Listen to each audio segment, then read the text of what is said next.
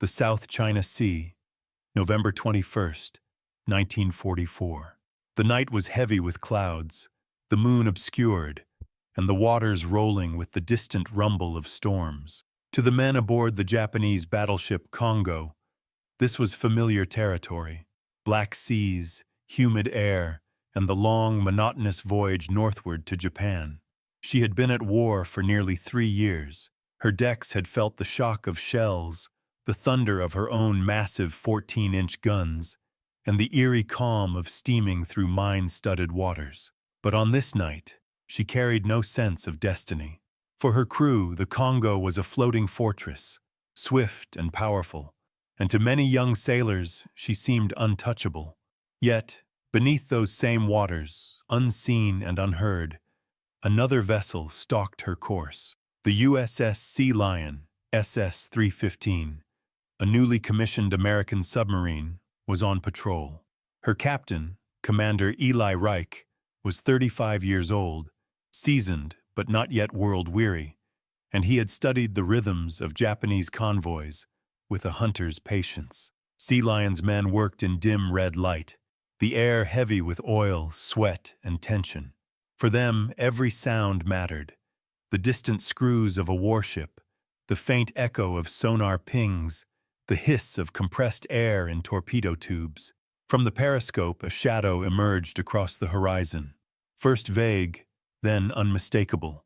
Towering pagoda masts, a silhouette no submariner mistook.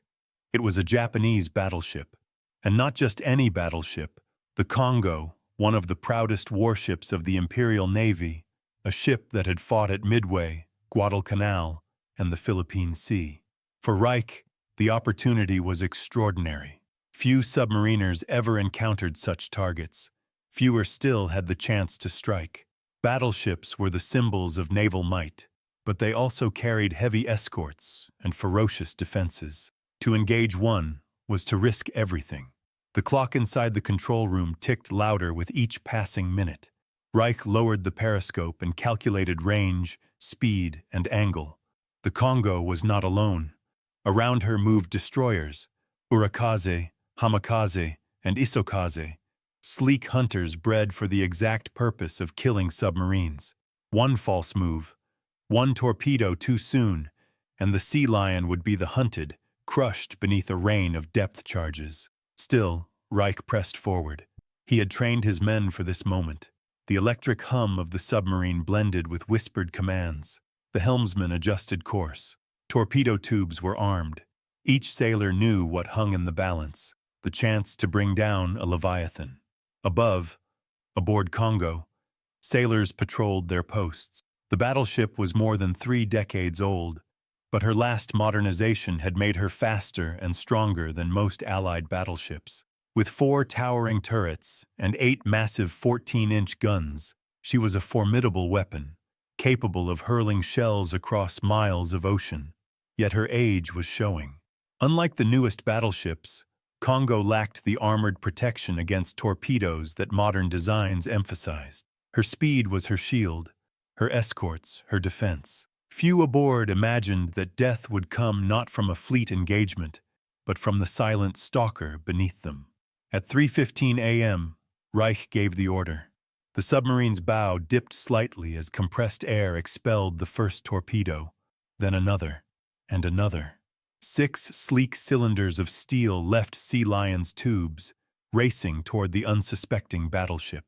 In the control room, silence hung heavy. Men listened, counted seconds, and strained for the sound. It came suddenly, violently.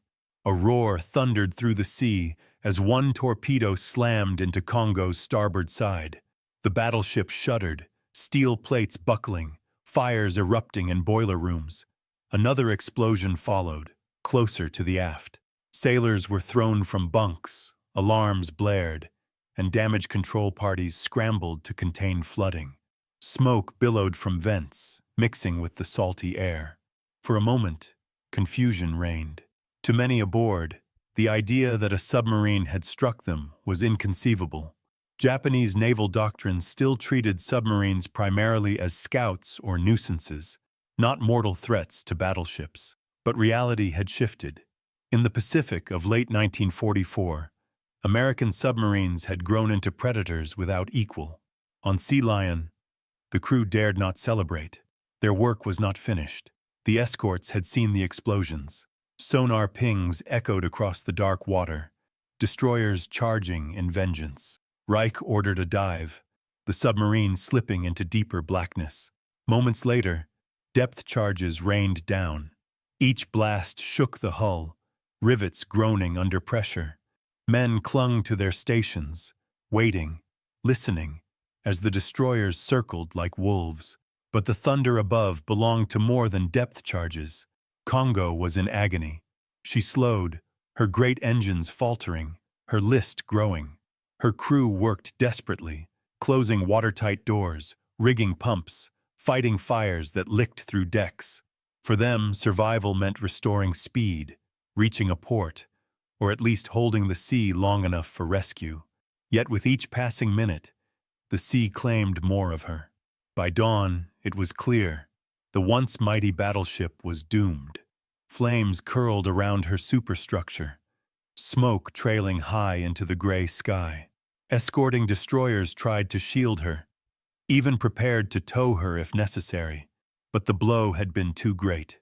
The scene is remembered as one of the most shocking moments of the Pacific War. A single submarine, underestimated and often overlooked, striking down a capital ship that had once embodied Japan's naval power. To the sailors aboard Kongo, it was unthinkable. To the submariners of Sealion, it was a triumph laced with terror, for survival was never guaranteed until they escaped the hunt. In less than 2 hours, the Kongo would vanish beneath the waves, dragging over 1,000 men with her into the abyss of the South China Sea. And though her death would echo as another blow to Japan's crumbling fleet, for the men of Sealion it would forever remain a thunderclap in memory, a night when shadows and steel converged, and the balance of naval power shifted irreversibly beneath the waves. This moment, the intersection of courage, technology, and chance, marked more than the destruction of a single warship. It symbolized the twilight of the battleship era and the rise of unseen hunters lurking in silence. The story of how this night came to be, the decades of shipbuilding, the bloodshed of prior battles, the strategic gamble of Japan's high command, and the patient watch of American submariners will unfold in the chapters ahead. But it begins here, in darkness, in silence, and in the sudden eruption of war beneath the waters of the South China Sea. To understand the drama of that November night in 1944, when the submarine USS Sealion struck down the mighty battleship Kongo, we must turn back more than 3 decades, to a very different Japan, and to a warship whose very creation symbolized the nation's global ambitions. The year was 1911, and Japan stood at a crossroads. Barely half a century earlier, it had been a feudal society, isolated and divided, its maritime strength limited to coastal defense vessels and wooden sailing craft.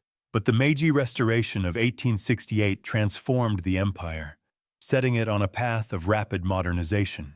Railways, factories, and arsenals rose across the islands, guided by a new creed, that Japan must stand as an equal among the world's great powers. Naval strength, above all, was seen as the instrument of that ambition.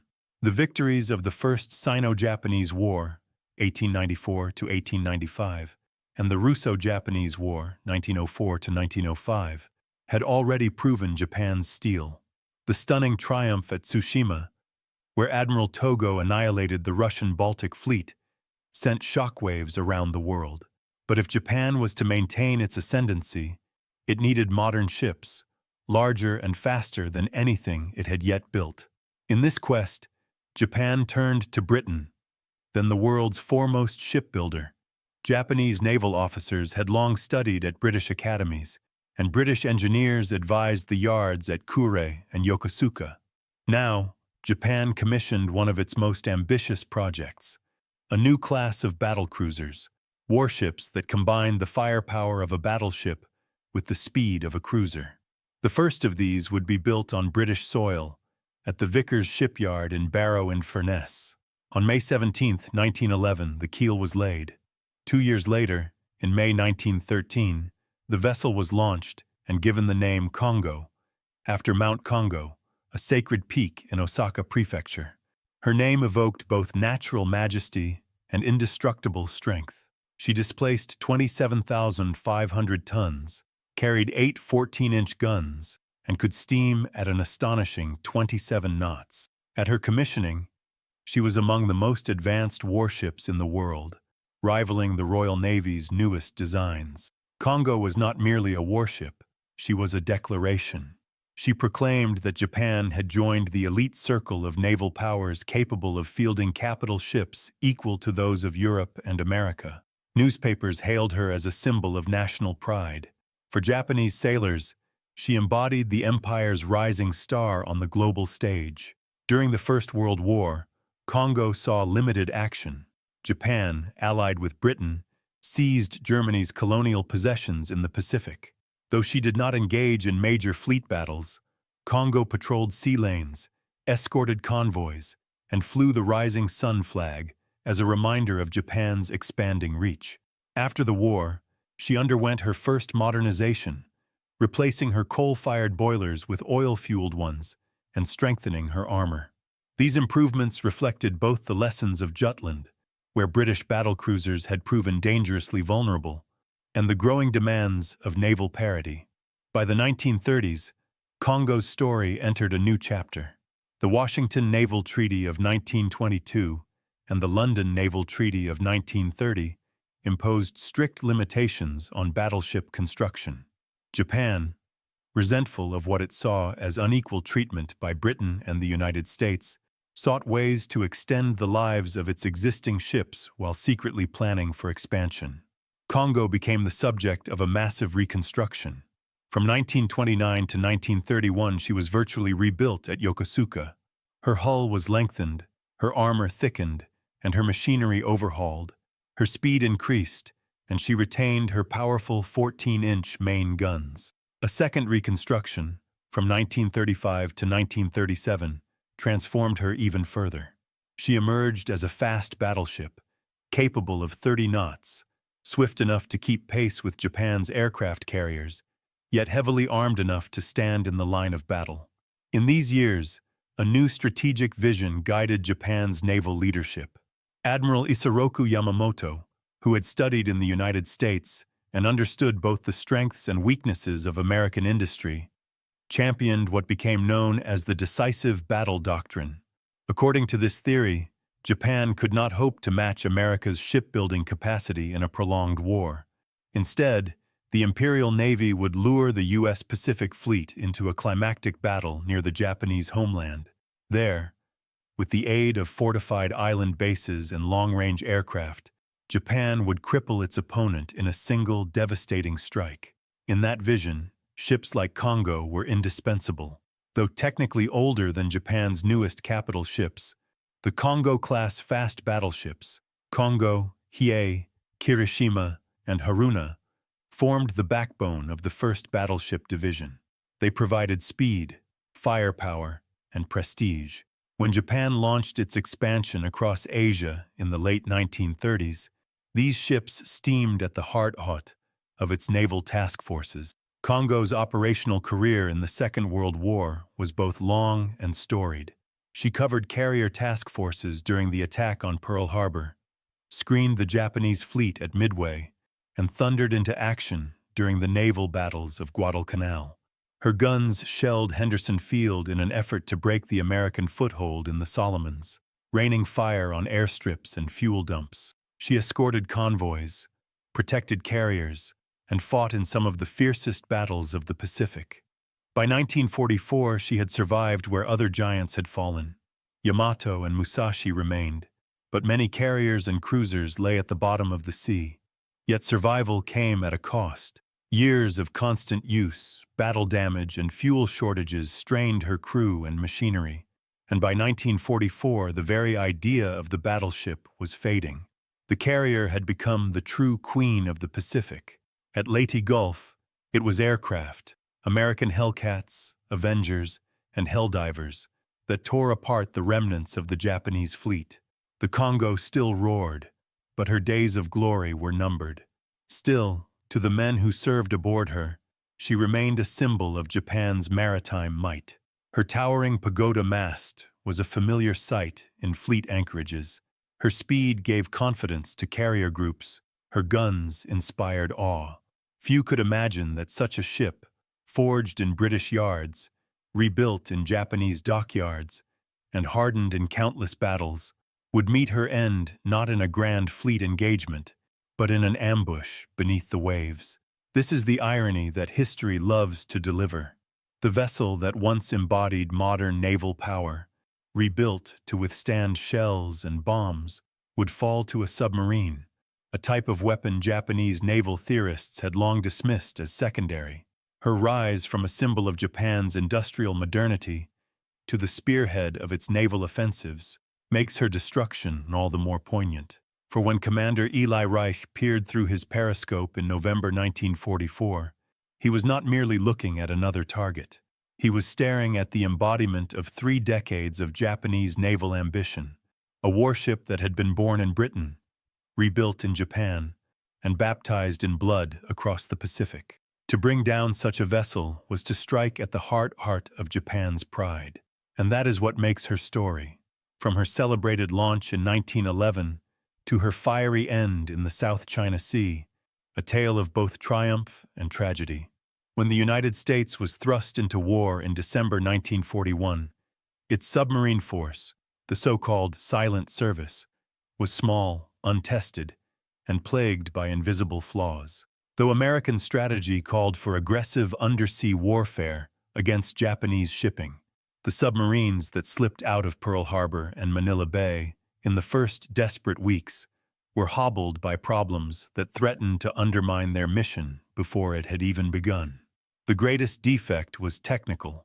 The Mark 14 torpedo, the standard armament of American submarines, was riddled with faults. Too often, they ran too deep, passing harmlessly beneath targets. When they did strike, their magnetic exploders frequently failed to detonate, or worse, caused premature explosions that alerted Japanese escorts. It took nearly 2 years of bitter complaints, failed attacks, and dangerous field tests before the Navy admitted the extent of the problem and corrected it.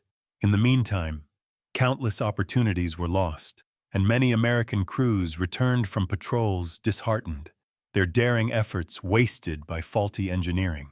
Tactically, too, the submarine force had to evolve. Early doctrine still reflected interwar thinking. Submarines were meant to serve as scouts for the battle fleet, shadowing enemy forces rather than striking at their heart. Yet in the vast reaches of the Pacific, where the Japanese Empire depended on long sea lanes for oil, rubber, and rice, it quickly became clear that the submarine's greatest weapon was not reconnaissance. It was economic strangulation. The lessons were costly. In 1942, American submarines were scattered thinly, and many patrols ended without a single confirmed sinking. But by 1943, the tide was shifting.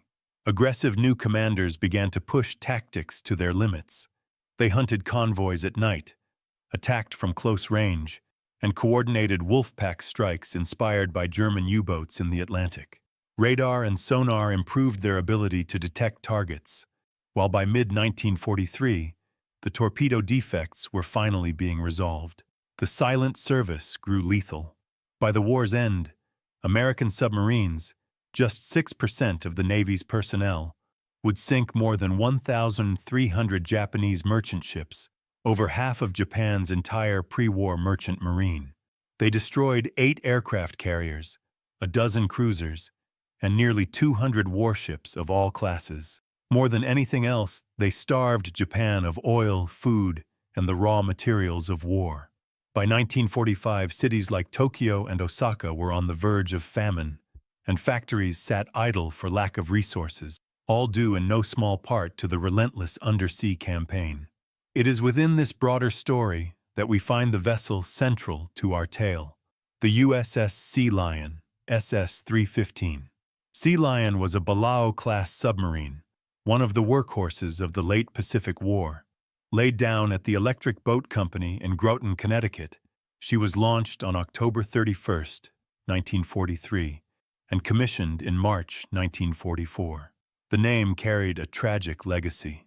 The first Sea Lion, SS-195, had been based in the Philippines when war broke out.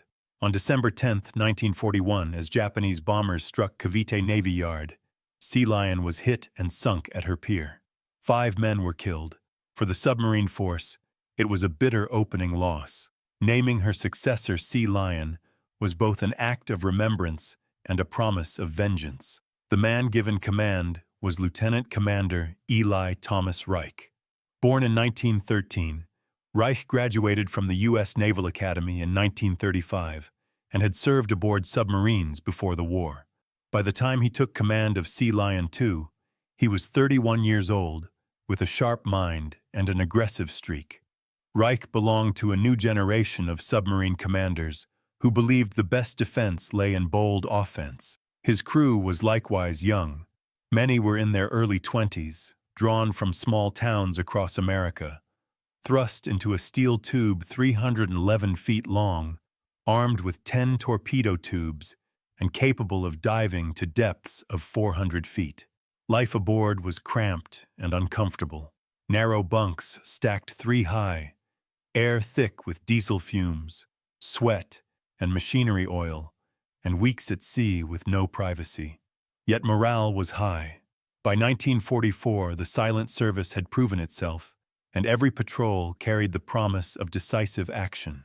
Sealion's war patrols began in June 1944. Her first cruise was relatively uneventful, shadowing Japanese shipping lanes around Formosa. But by autumn, Reich was hungry for more aggressive opportunities. Orders sent him into the South China Sea, where Japanese convoys carrying oil from the East Indies to the home islands still attempted the perilous passage. The sea was vast, but intelligence from codebreakers at Pearl Harbor gave American submarines an edge, directing them to likely hunting grounds. Reich drilled his men relentlessly. Every maneuver was practiced, every torpedo solution calculated. His philosophy was simple: attack boldly, strike hard, and never waste an opportunity. In the confined world of submarine warfare, hesitation could mean destruction. Destroyers armed with sonar and depth charges prowled the sea. Japanese planes scouted by day. To survive, a submarine had to attack with precision and vanish before the escorts could close in. Yet if the Americans were sharpening their blade, the Japanese were blunting theirs. Despite their reputation for naval excellence, Japan had invested little in anti-submarine warfare. Their destroyers lacked the advanced sonar and radar of Allied escorts.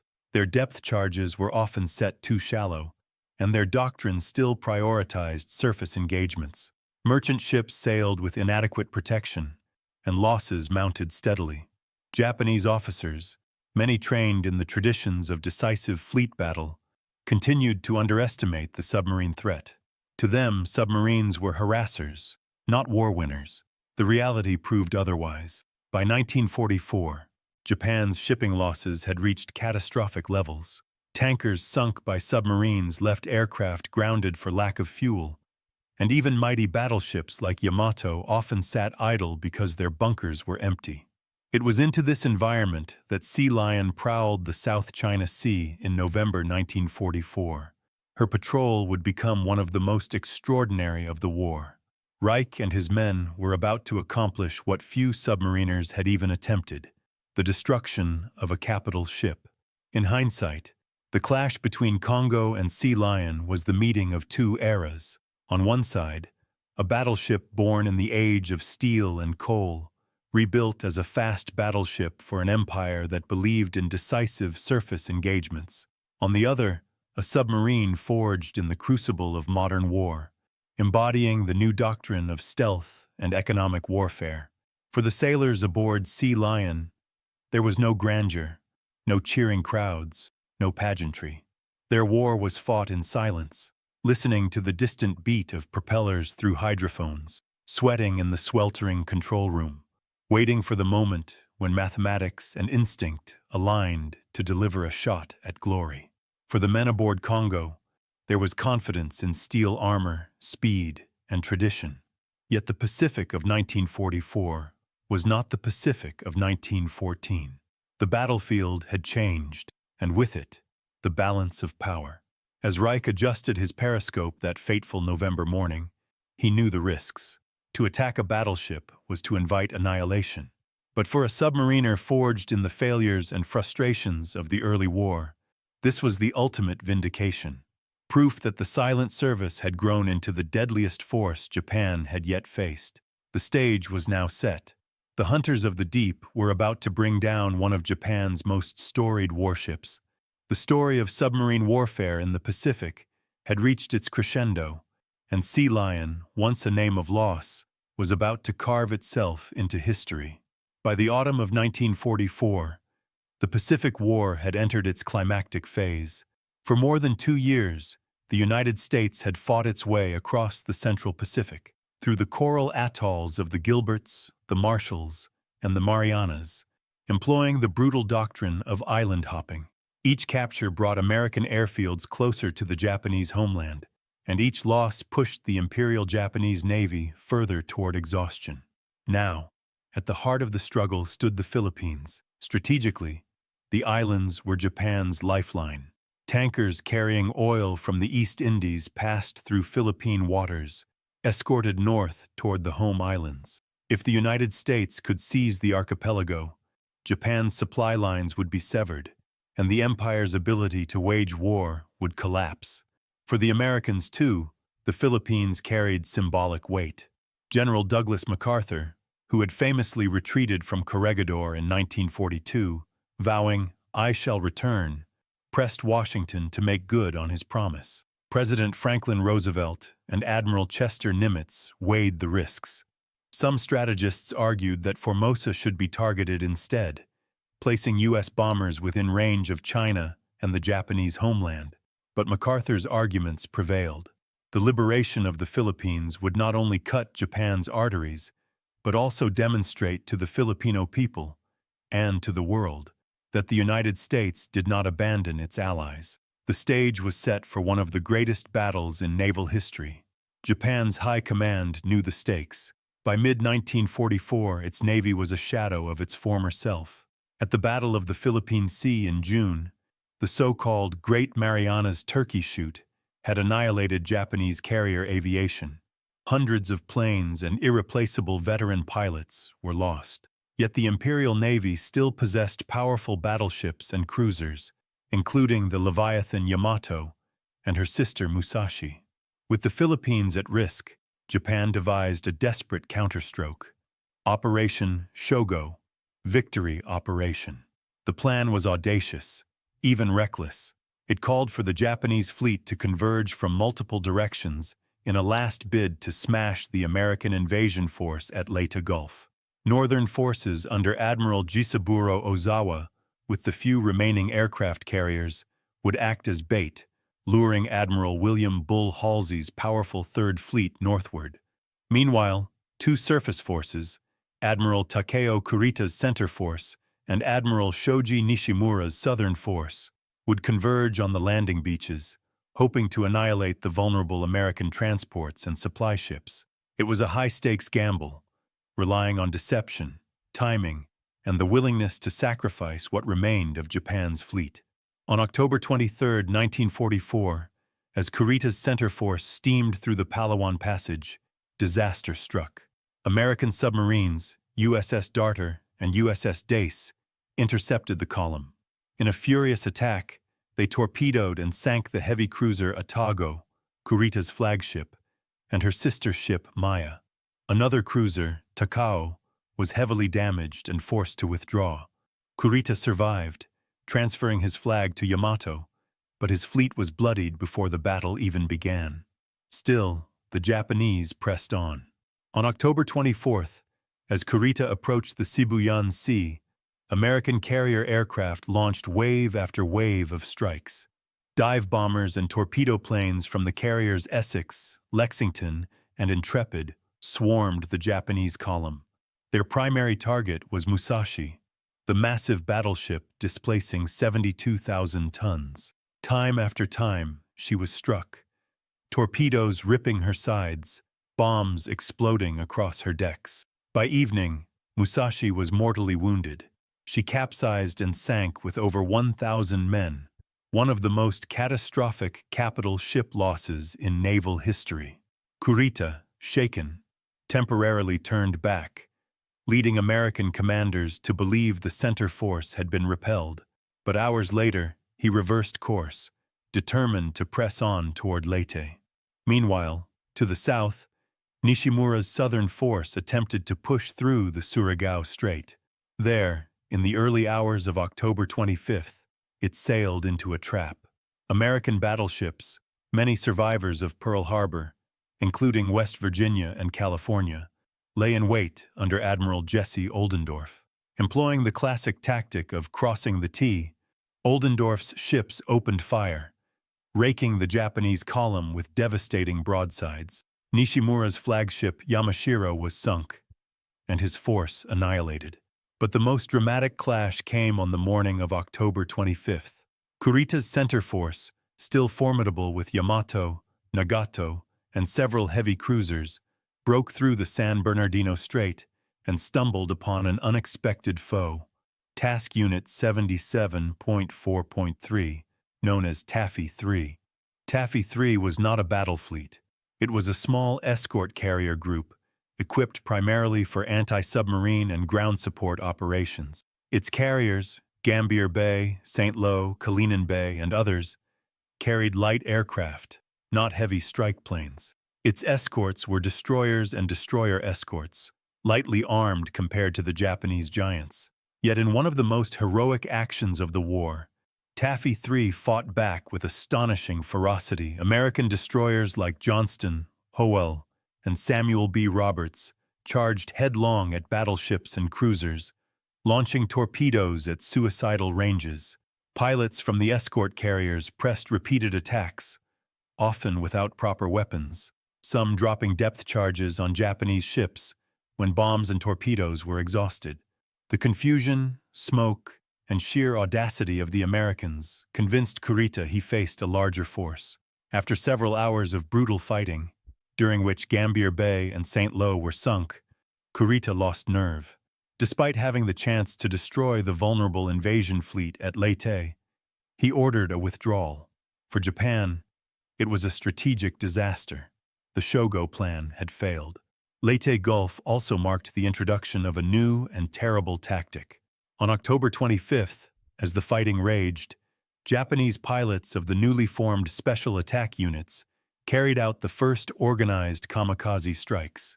One such plane, a Mitsubishi Zero, crashed into the escort carrier St. Lo, igniting her bomb magazine and sinking her in a cataclysmic explosion. The kamikaze, or divine wind, reflected Japan's desperation.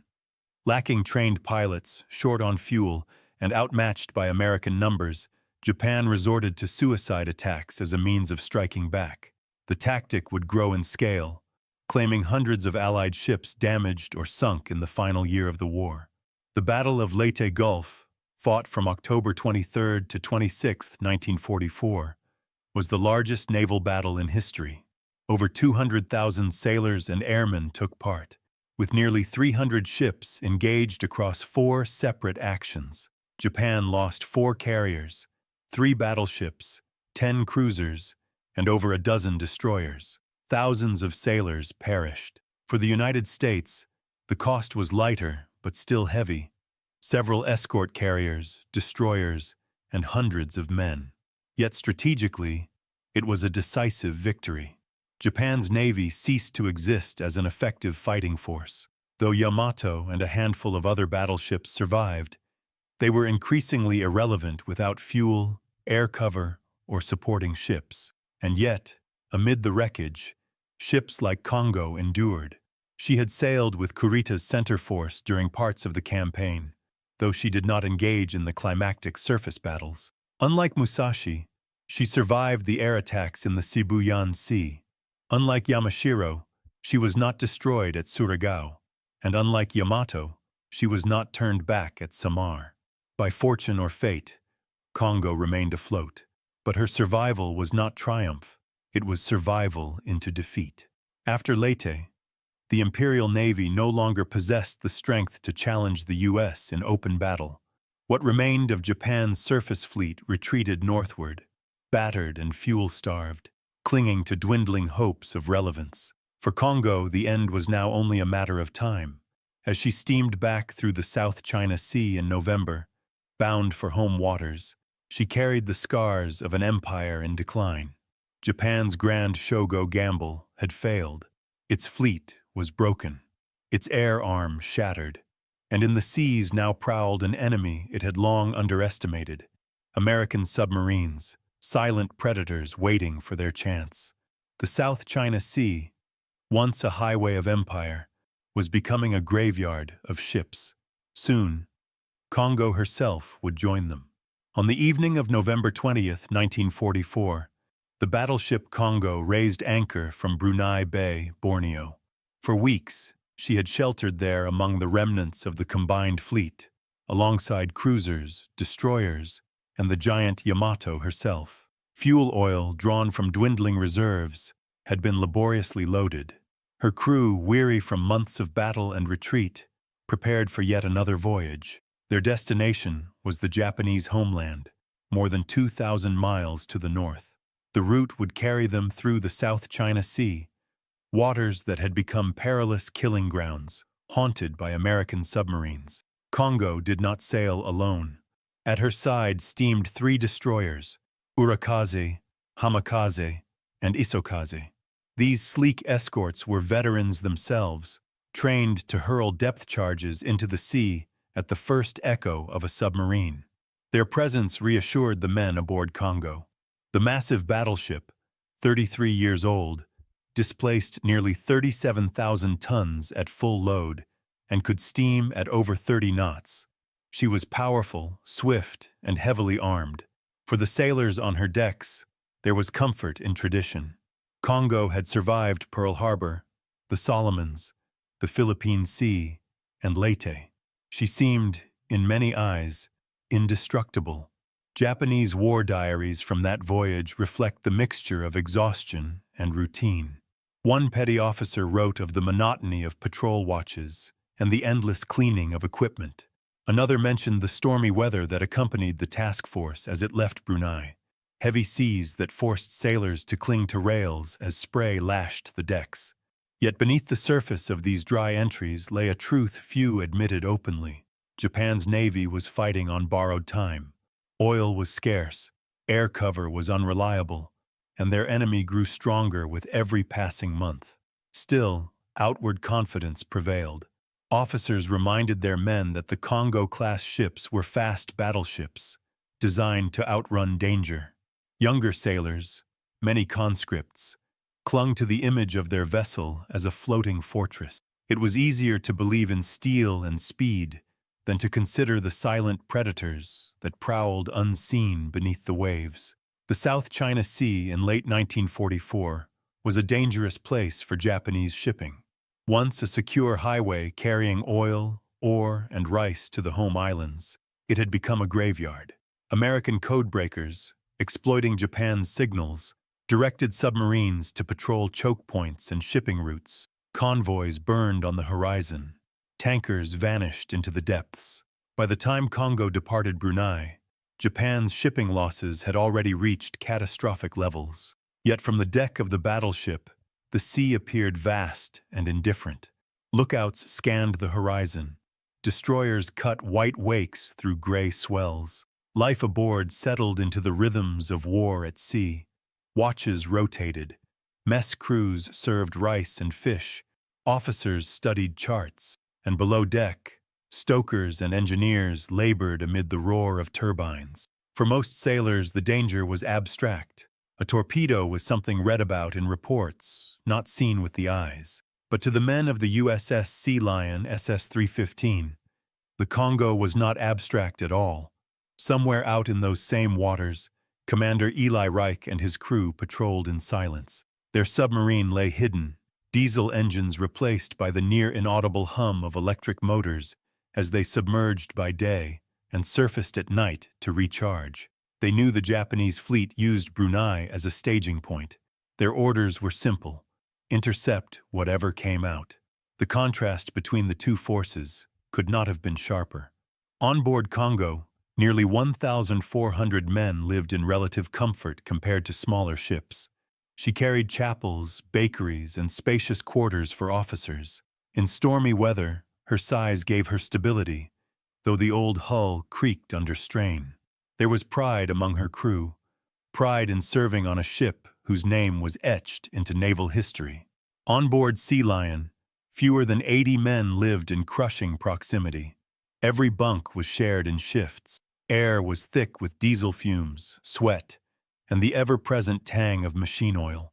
Meals were simple, often canned or dried, though submariners enjoyed better rations than surface sailors. Days blurred into nights under red-lit control rooms, the crew always alert for the sound of propellers, the faint echo of sonar. For them, the sea was not vast. It was claustrophobic, pressing down at hundreds of feet, a place of danger as much as concealment. To the Japanese, their great battleship symbolized endurance. To the Americans, she was prey, large, dangerous, but vulnerable if struck with precision. As Kongo's small force made its way northward, the voyage appeared routine. Lookouts reported no enemy aircraft.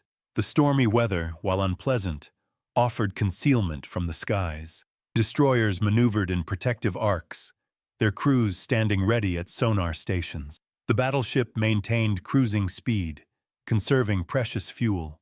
Officers conducted briefings. Gunners drilled at their stations. For the men, it was another transit, another long passage on the war's endless seas. Yet danger lurked. The Japanese Navy had never invested heavily in anti-submarine warfare. Their sonar technology was less advanced than that of the Americans. Their depth charges often failed to reach the deeper diving depths of American submarines. And with fuel shortages growing desperate, escorts were few. Where once a battleship might have sailed with a screen of cruisers and destroyers, Kongo had only 3 guardians. Against air attack, this might suffice. Against submarines, it was a perilous gamble. In hindsight, the voyage of November 20, 21 has the quality of calm before a storm. The sailors aboard Kongo went about their tasks, unaware that history's hourglass was draining rapidly. Letters were written by dim light, sealed in envelopes to be posted in Japan. Some men spoke of families they hoped to see again. Others found solace in ritual, bowing before makeshift shrines aboard the ship. On Sealion, meanwhile, tension built with each passing hour. The crew knew they were operating in waters frequented by Japanese capital ships. Reich encouraged his men, reviewing attack drills, emphasizing discipline.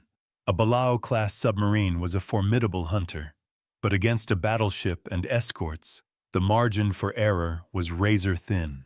One misstep, one premature torpedo, and the destroyers would pounce. For both sides, the decisive moment drew closer. The Japanese, wrapped in the illusion of safety through strength, and the Americans, patient hunters cloaked in silence, were on a collision course neither could escape. By the night of November 21st, the Kongo had steamed far into the South China Sea, engines beating a steady rhythm beneath her decks. Her escorts cut vigilant patterns around her, watch crews staring into the black void beyond the bow. To them, the voyage was progressing without incident. The Empire had lost battles, but its ships still endured. Their battleship still carried the rising sun upon the waves. Beneath them, however, unseen in the depths, the men of Sealion were closing in. Hydrophones picked up the faint pulse of screws, a sound unlike that of a merchant convoy. It was heavier, deeper, resonant with the power of massive engines. Reich knew what this meant. Somewhere ahead lay a capital ship. What neither side yet knew was that within hours, the balance of steel and silence, pride and patience, would collide in a thunderclap that would reverberate across the Pacific War. The dawn of November 21st, 1944, broke gray and muted over the South China Sea. The storm clouds of the previous night had thinned, leaving a pale light creeping across the horizon. For the men aboard USS Sealion, the day began not with routine, but with tension that could be felt in every compartment. In the cramped control room, red-lit and thick with stale air, the hydrophone operator stiffened. He had caught it, a sound faint but distinct, the steady, rhythmic churn of massive propellers driving through the sea. The report was passed quickly, and Commander Eli Reich came to the periscope. Slowly, he raised the slender tube above the waves. He turned it in a slow, deliberate sweep. Then, in the distance, shadowed by the first light of dawn, he saw it. A warship's silhouette, tall pagoda mast rising unmistakably against the horizon. Reich steadied the scope.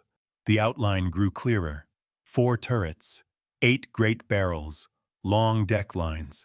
It was a battleship, one of the Kongo class. For a submariner, the sight was extraordinary. Submarines were trained to stalk convoys, tankers, and transports, the arteries of an enemy's economy. A battleship was a hunter's dream and nightmare combined. The sheer prestige of sinking such a ship was unparalleled, yet the risks were extreme. Battleships were rarely alone. Their destroyer escorts carried sonar and depth charges, and their speed could make closing the distance difficult. Many American skippers might have chosen caution. Reich did not.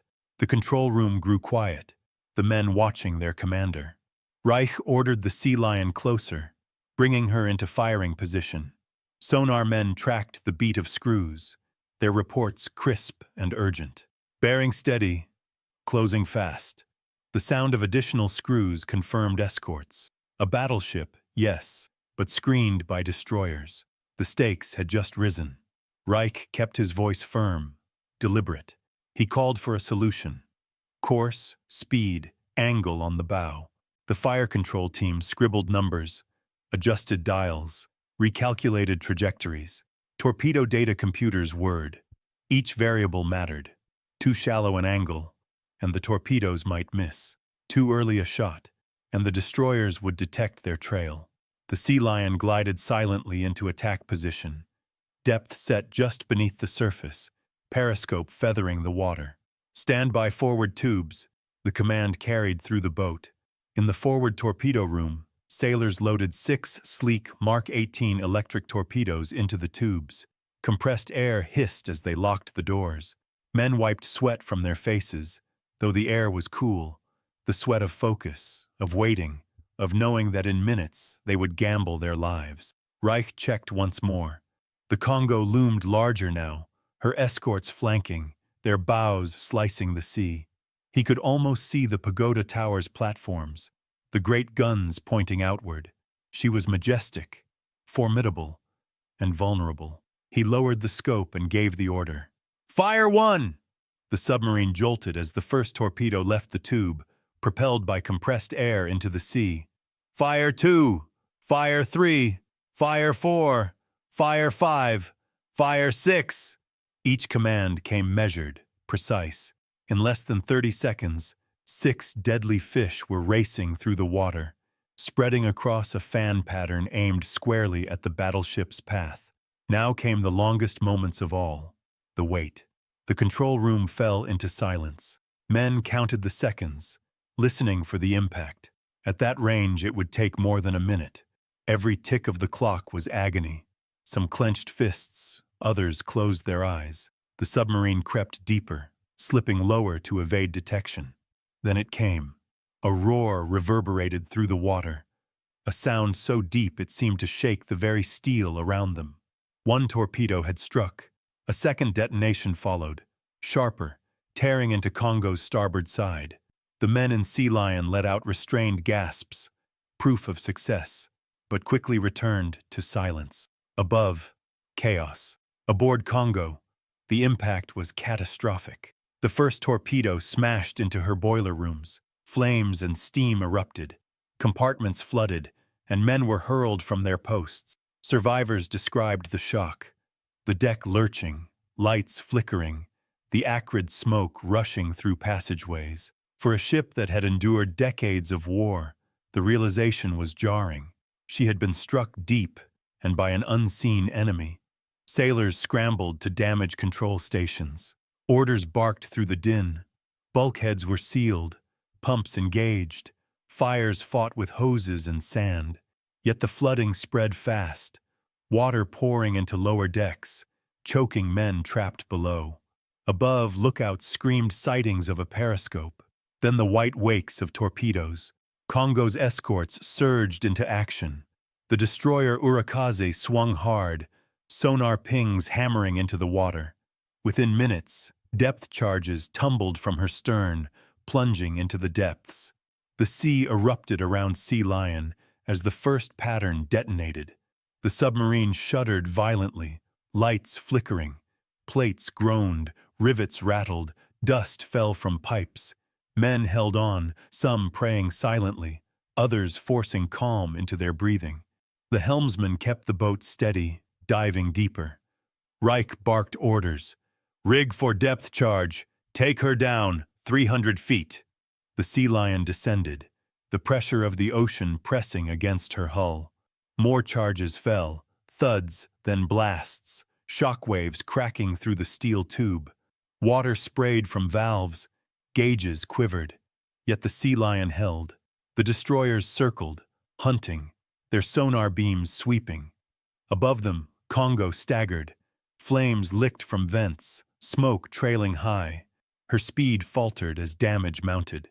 Engineers fought to keep turbines alive, but water filled the boiler rooms, killing power. Listing to starboard, she struggled onward, still afloat, but grievously wounded.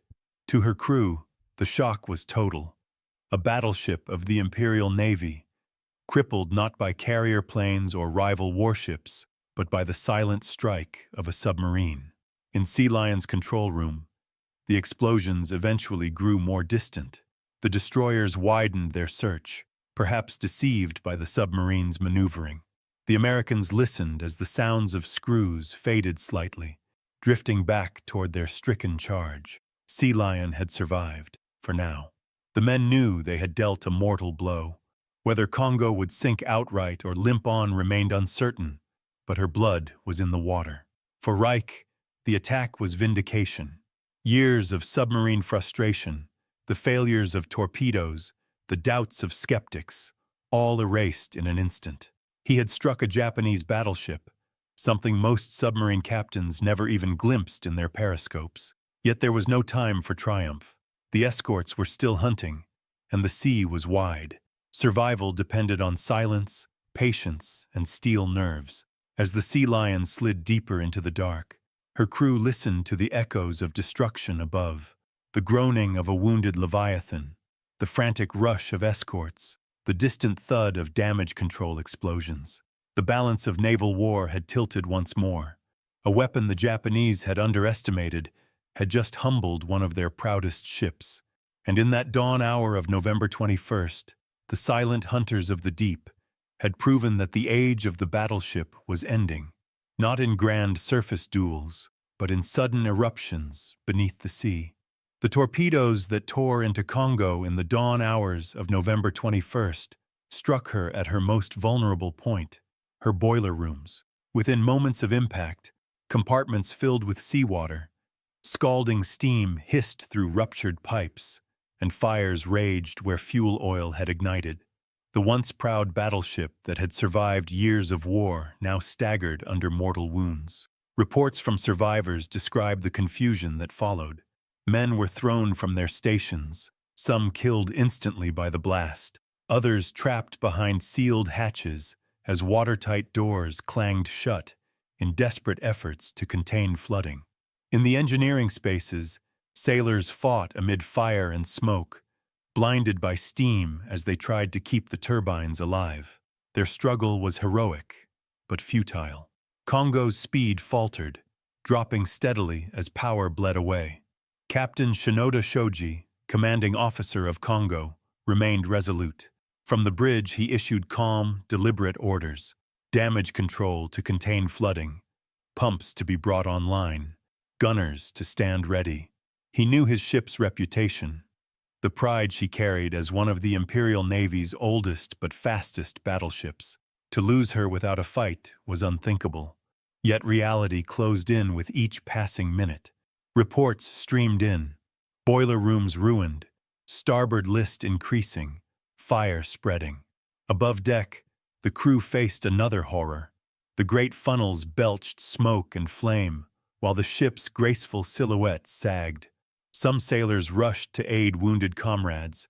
Others manned fire hoses, their uniforms soaked by seawater as they tried to douse the infernos. On the lower decks, men were cut off by flooding, hammering at bulkheads until the sea silenced them. The discipline of the Japanese Navy held remarkably firm. Order was maintained, but the scale of the damage was beyond human endurance. At 5:20 a.m., Kongo's list worsened. Her escorts circled, dropping depth charges at phantom submarine contacts, but their focus soon shifted to rescue. The destroyer Urakaze moved closer, preparing to assist if abandonment was ordered. Sailors aboard Kongo clung to hope that they might yet be towed, that perhaps their ship could limp toward safety. But 4 minutes later, hope vanished. At 5:24 a.m., an enormous explosion ripped through Kongo. Whether from a magazine detonation or fire reaching the fuel tanks, the blast tore the battleship apart. Flames shot skyward, her pagoda mast toppled, and the ship broke in two. In seconds, she rolled and plunged beneath the waves.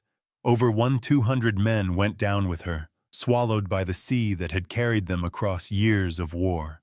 Only a fraction of her crew survived, clinging to wreckage as the South China Sea closed over the wreck of one of Japan's proudest warships. Tragedy deepened for the escorts. As Urakaze maneuvered near the sinking battleship, she blundered into Sealion's second spread of torpedoes. One struck true. The destroyer erupted in fire, broke apart, and sank almost instantly. Every man aboard, more than 300 sailors, was lost. The survivors of Kongo, struggling in the water, now watched as their would-be rescuers perished before their eyes. In minutes, 2 warships were gone, thousands of men dead, and the surface of the sea littered with oil, debris, and human voices fading into silence. For the Japanese sailors who lived, the shock was immense. Never before had they seen a battleship felled by a submarine. For them, the sea itself seemed to turn traitor, taking away the strength they had believed unassailable. From the log of USS Sealion, the record was clinical. Time of firing, sound of explosions, enemy ship seen burning, enemy ship sinking. For Reich and his crew, there was grim satisfaction, but little joy. They had struck a mighty blow, one that would be studied and remembered, yet they knew every sinking carried human cost. In the silence of their control room, men listened to the fading sounds above and understood that beneath the statistics lay the cries of thousands. The death of Kongo marked the end of an era. She was the last Japanese battleship sunk in combat, a relic of naval traditions that could no longer withstand the realities of modern war. Her loss, and the loss of Urakaze, symbolized more than ships destroyed. They symbolized the collapse of a navy that had once ruled the Pacific, now humbled by unseen hunters of the deep. In the minutes after the violent destruction of Kongo and Urakaze, the South China Sea was transformed from a battlefield to a graveyard. Oil slicks spread across the surface, mingling with burning wreckage. Survivors clung to debris, their cries faint against the steady hiss of waves.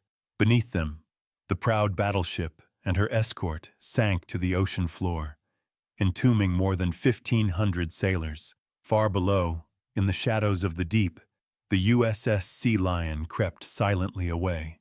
Commander Eli Reich and his men remained under the threat of death.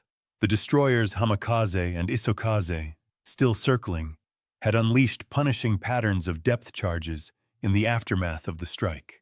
Each detonation jarred the submarine's hull, shaking loose bolts and rivets, sending sprays of condensation through the air.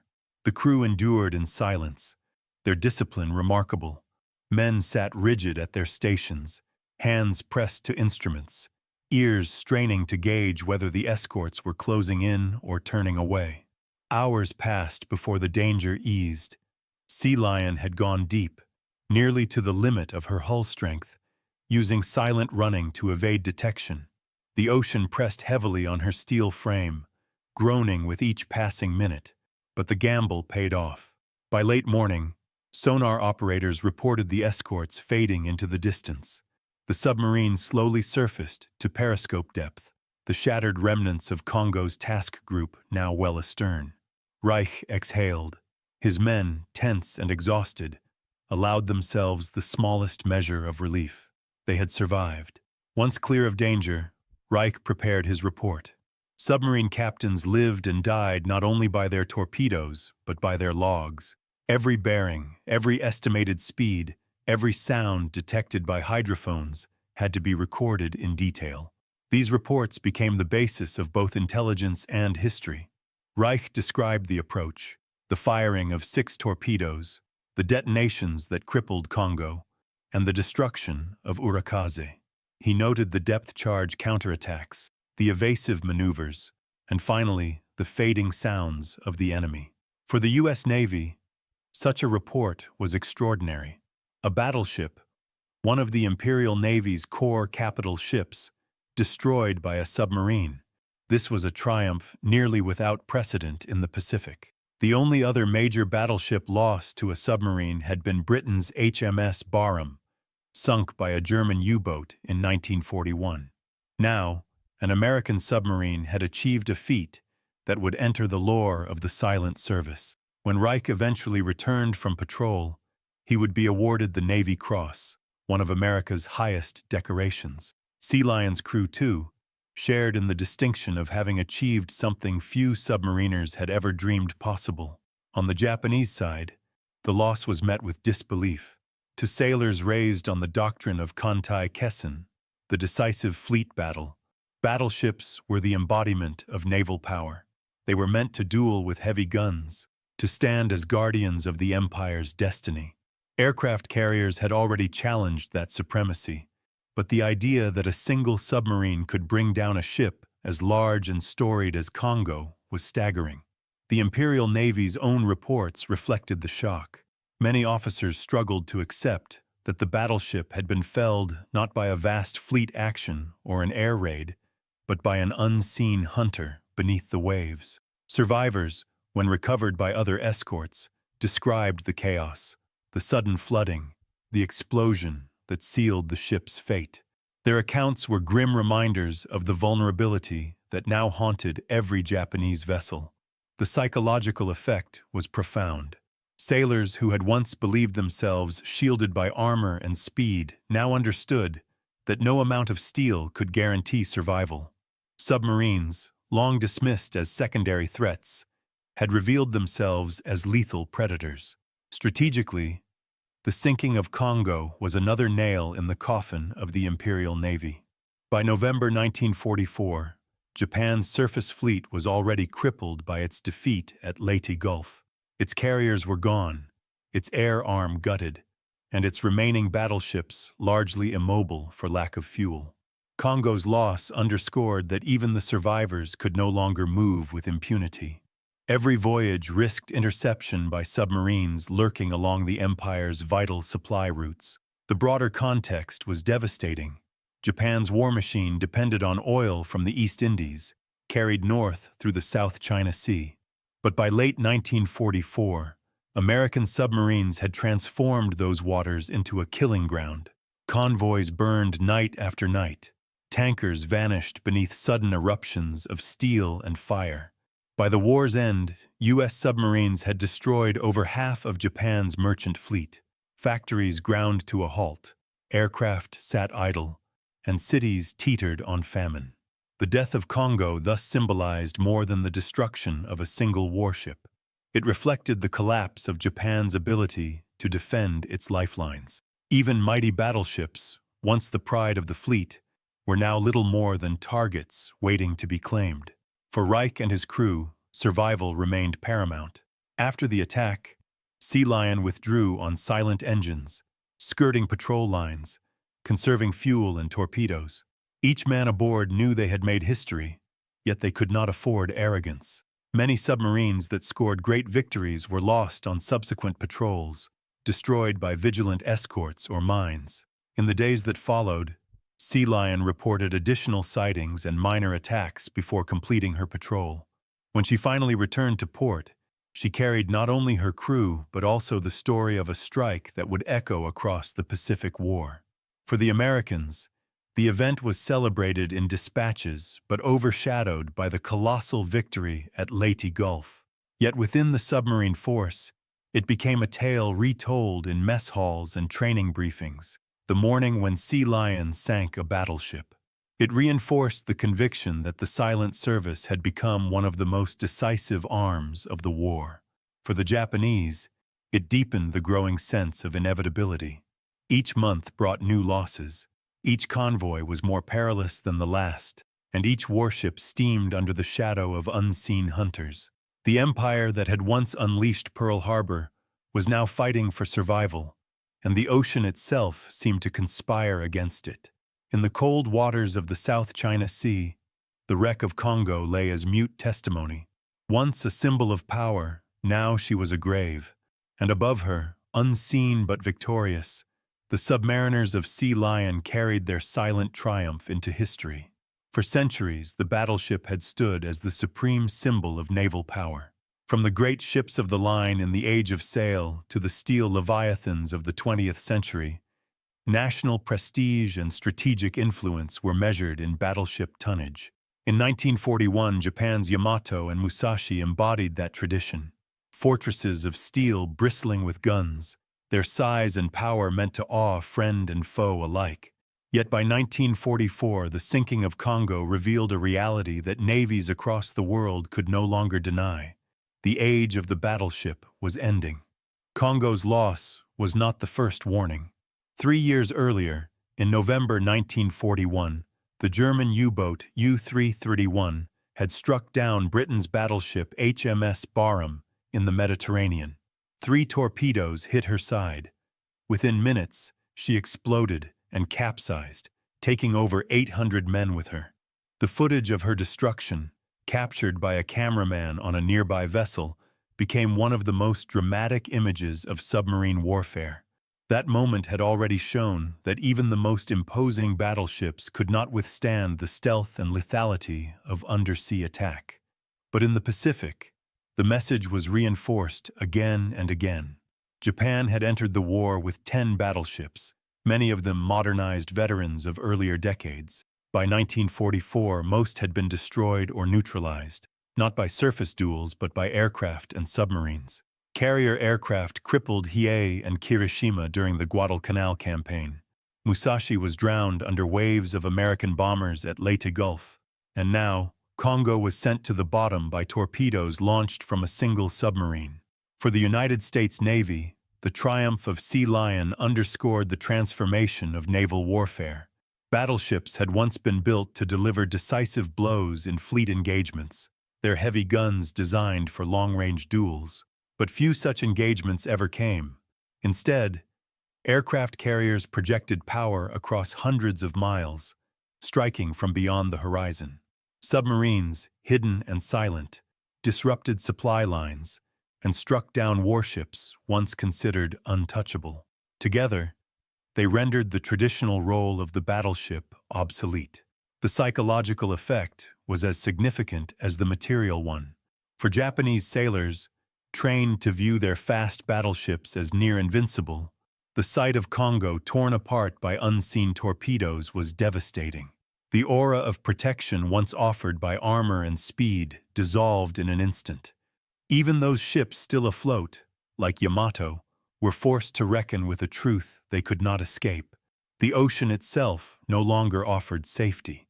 Any voyage risked the sudden eruption of torpedoes beneath the keel, or bombers descending from above the clouds. Strategically, submarine warfare did more than destroy warships. It strangled Japan's empire. Without oil, rice, or rubber, no battleship could steam, no aircraft could fly, no army could be supplied. The silent service achieved this not through spectacle, but through relentless attrition. The destruction of Kongo added a dramatic headline to a story already written in countless merchantmen sunk and convoys shattered. By the end of the war, American submarines, less than 2% of the U.S. Navy's personnel, had sunk over half of Japan's merchant fleet and much of its surviving navy.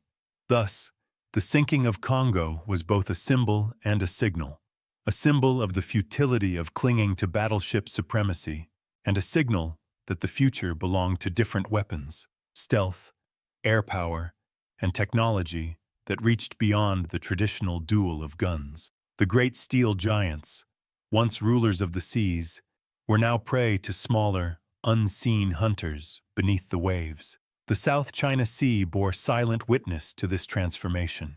As Kongo settled on the ocean floor, she carried with her not only the lives of her crew, but the passing of an age. The balance of naval power had shifted forever. When the USS Sealion returned from her patrol in November 1944, she carried with her not only a weary but triumphant crew, but a story that would resonate throughout the silent service. Her captain, Lieutenant Commander Eli Thomas Reich, filed his after-action report with meticulous precision. Torpedo spreads, times of impact, the explosion that sealed Kongo's fate, all of it was recorded in stark naval language. Yet behind the words was a feat that set Reich apart among American submariners. He had destroyed a Japanese battleship.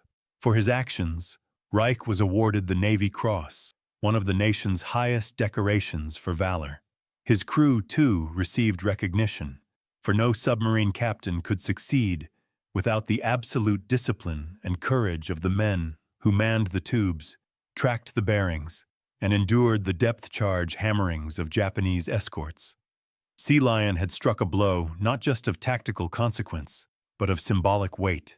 The sinking of Kongo underscored the transformation of naval warfare and validated the aggressive spirit that had come to define America's submarine campaign. Reich's career did not end in the Pacific.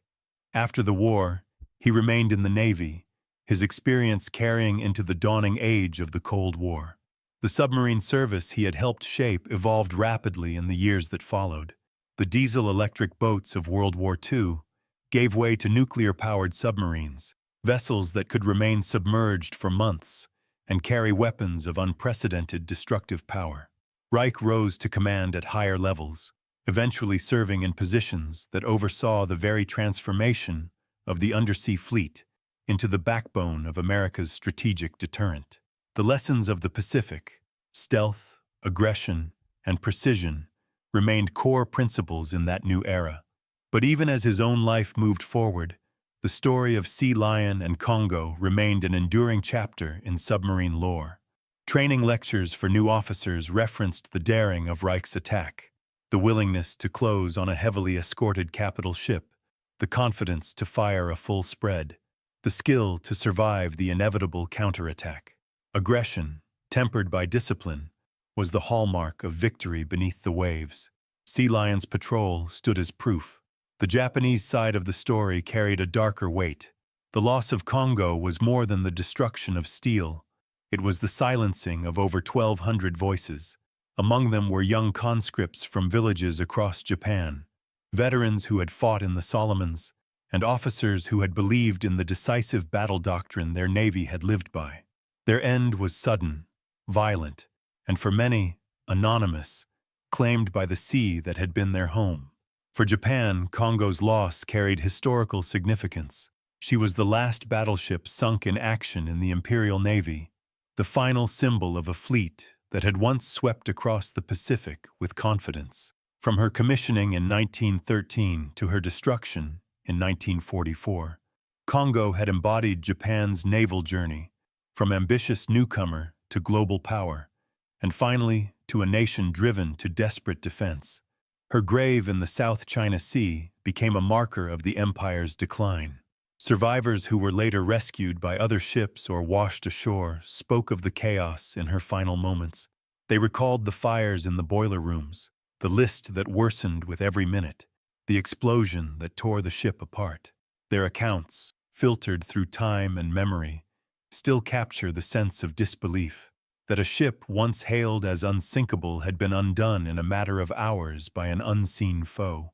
The balance of commemoration demands acknowledgement of both sides. The daring of American submariners, who risked everything in the tight confines of a steel tube to strike decisive blows, and the sacrifice of Japanese sailors, who fought to keep their ship alive until the very end. History often records victory and defeat in numbers and tonnage, but beneath those figures are human lives bound by discipline, courage, and duty. For the United States, Sealion's achievement became part of a larger narrative, the triumph of undersea warfare in strangling Japan's empire. For Japan, Kongo's destruction marked the twilight of a naval tradition that had begun with British-built ships and culminated in the grand visions of Yamato and Musashi. Both narratives, American and Japanese, converge on that morning in November 1944, when two forces met in silence and steel, and one vanished beneath the waves. Eli Reich would live until 1999, his career spanning not only war but the nuclear age that followed. Yet to the men who served under him, and to the historians who study the Pacific War, his name remains tied to a single patrol. Sealion's strike against Kongo was a moment when the silent service emerged from the shadows into history's spotlight, proving that beneath the seas, courage and calculation could topple even the mightiest of warships, and so the legacy endures. The Sealion Patrol stands as a case study, not only of tactics and technology, but of the human dimensions of war. It reminds us that behind the clash of empires are individuals, captains making impossible choices, crews enduring unthinkable risks, and sailors caught in the sudden collapse of steel around them. In the end, the sinking of Kongo was not merely an episode of naval combat. It was the passing of an age, witnessed in fire and water, and preserved in the memory of those who lived through it. The waters of the South China Sea are warm, restless, and seemingly indifferent to the history that lies beneath them. Today, ships pass overhead unaware of what rests in the depths below, silent monuments to an empire's rise and fall. Down there, on the seabed, lies the shattered hull of the battleship Kongo, broken and twisted, her steel corroded by decades of salt and current, yet still recognizable to sonar and the eyes of divers who have descended into her grave. For over 70 years, she has lain there, entombed with the bodies of more than 1,200 sailors. The wreck is not merely a relic of war, it is a war grave, a reminder that the sea remembers long after nations forget. For historians, archaeologists, and the families of those who perished, these wrecks are sacred. They are testimonies written not in books, but in steel and silence, echoing across generations. Modern surveys using sonar have mapped Kongo's resting place, showing her in two sections, evidence of the catastrophic explosion that tore her apart in the final minutes. Divers who have approached describe the eerie quiet, the outlines of turrets and broken superstructure still visible, and the sense of awe at swimming among the remains of what was once one of the Imperial Navy's most celebrated warships. Each rivet, each collapsed bulkhead, tells a story of human ambition and tragedy. For the men of the USS Sealion, the victory was etched into their logbooks and medals, but for those aboard Kongo, it was an ending. They were ordinary sailors, many young and far from home, swept into a war that demanded sacrifice without limit. Some fought fires and flooding until the last breath. Others were trapped in compartments as water rushed in. A few survived, carried on currents or rescued by escorts, but the majority remain with the ship. Their voices are gone, but the wreck itself is their memorial. Kongo's fate carries lessons far beyond her sinking. She was not just a warship. She was a product of an era, a bridge between the dreadnought age and the fast battleships of the Second World War. Laid down in 1911 in Britain, modernized in the 1930s, she embodied Japan's naval aspirations. For decades, she symbolized power, her speed and guns promising that she could duel with the world's best. And yet, in November 1944, none of that mattered. Armor, firepower, and speed proved meaningless against the stealth of a submarine. This was the essence of the transformation that defined the Second World War at sea. Battleships, once the undisputed arbiters of naval supremacy, were reduced to supporting roles. Aircraft carriers projected force far beyond the horizon, while submarines eroded the enemy's lifelines with relentless pressure. The sinking of Kongo was not an isolated event. It was part of a broader pattern that signaled the twilight of the battleship era. When HMS Barham exploded in the Mediterranean, when Prince of Wales and Repulse were sunk off Malaya by aircraft, when Musashi succumbed under waves of American bombers, each loss carried the same lesson. By 1944, the battleship was no longer the master of the seas. Submarines and carriers had seized that title, rewriting centuries of naval doctrine in just a few short years. Kongo's grave is not just a memorial to those who died. It is a monument to that seismic shift in maritime history. The wreck also reminds us of the impermanence of empires. Japan had risen from a feudal society to a global naval power in less than a century, astonishing the world with victories over China and Russia. The battleship Kongo was part of that meteoric rise. She was a symbol of ambition, of an empire determined to be recognized as equal to the West. For a time, Japan succeeded, but ambition gave way to overreach. By 1941, Japan stood against the United States, Britain, and a coalition of global powers whose industrial capacity dwarfed her own. The empire's fleet sailed boldly across the Pacific, but it could not outlast a war of attrition. Each defeat, Midway, the Solomons, the Marianas, Leyte, tightened the noose. By the time Kongo steamed out of Brunei in November 1944, she carried not the promise of victory, but the shadow of inevitable defeat. Her end reflects that arc. A ship once hailed as a marvel of modern engineering, launched in Britain and refitted in Japan, finally fell in darkness to a weapon her designers had never fully accounted for. The South China Sea became her grave, as it had for so many of Japan's ships in those final desperate months. The empire she served followed her into the abyss less than a year later, surrendering in ruins. War is often told in the language of tonnage sunk, fleets destroyed, and strategies fulfilled. Yet the human dimension remains at the heart. On Sealion, young Americans, farm boys, mechanics, college graduates, sweated in silence, their lives depending on the precision of a torpedo data computer and the nerve of their commander. On Kongo, Japanese sailors, villagers, students, fathers, fought to save their ship, their comrades, and themselves, even as the sea closed in. Courage existed on both sides. The courage of Reich to attack a battleship under escort, knowing one mistake could doom his crew. The courage of Japanese firemen who rushed into smoke-filled boiler rooms to battle flames even as compartments flooded. The tragedy, too, was shared. For the Americans, triumph meant survival, but it also meant knowing thousands of men had died because of their actions. For the Japanese, discipline and loyalty ended in silence beneath the waves. History demands that we remember both. Sealion's success was real, and it hastened the collapse of Japan's fleet. But the sacrifice of Kongo's crew deserves equal recognition, for they too served with duty until the end. Kongo's sinking also illustrates the relentless march of modern warfare. Technology evolves, and with it, the balance of power shifts. The battleship, pinnacle of naval might for 4 decades, was rendered obsolete almost overnight by aircraft and submarines.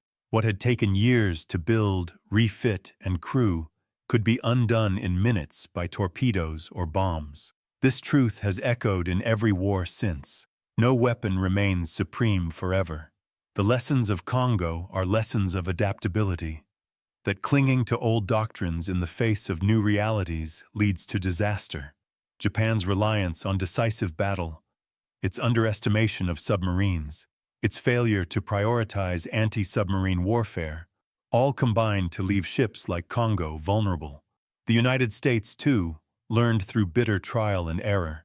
The early failures of torpedoes nearly crippled the submarine campaign. But adaptation brought success, and by late 1944, the silent service was one of the deadliest arms of the American military. Today, when historians and divers speak of Kongo, it is with reverence. She is remembered as the last Japanese battleship lost in action, a milestone in the long, bloody decline of the Imperial Navy.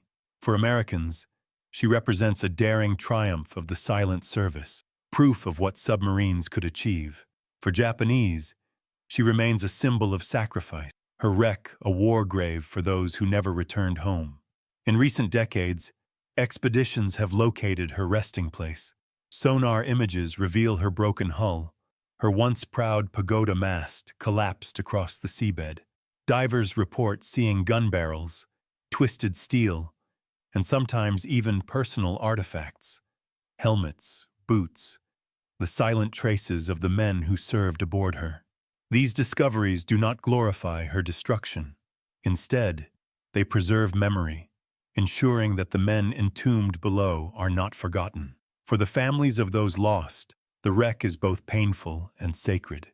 It is a reminder of sons, brothers, and fathers who sailed and never came home. For naval historians, it is a lesson in strategy, doctrine, and the shifting currents of war. And for all who reflect upon it, the wreck of Kongo stands as a haunting image, a mighty battleship undone not by surface guns, not by aircraft carriers, but by unseen hunters in the deep. The story of Kongo and Sealion is not merely the story of ships, it is the story of a turning point in naval history. It is about ambition and hubris, innovation and adaptation, courage and sacrifice. It is about the twilight of the battleship era and the rise of unseen forces that shaped the modern age of war. In the end, Kongo lies silent beneath the waves, her steel corroded, her guns mute, her crew forever at rest. Above her, the waters remain busy with commerce and travel, oblivious to the history below. But for those who remember, the South China Sea is not just another expanse of ocean. It is a vast memorial. The echoes of that November morning in 1944 still linger. The submarine Sealion, prowling unseen, fired 6 torpedoes. The battleship Kongo, pride of Japan, erupted and sank. An age ended with her. What remains is the lesson. That power, however great, is never permanent, and that the sea, in its silence, keeps its own history.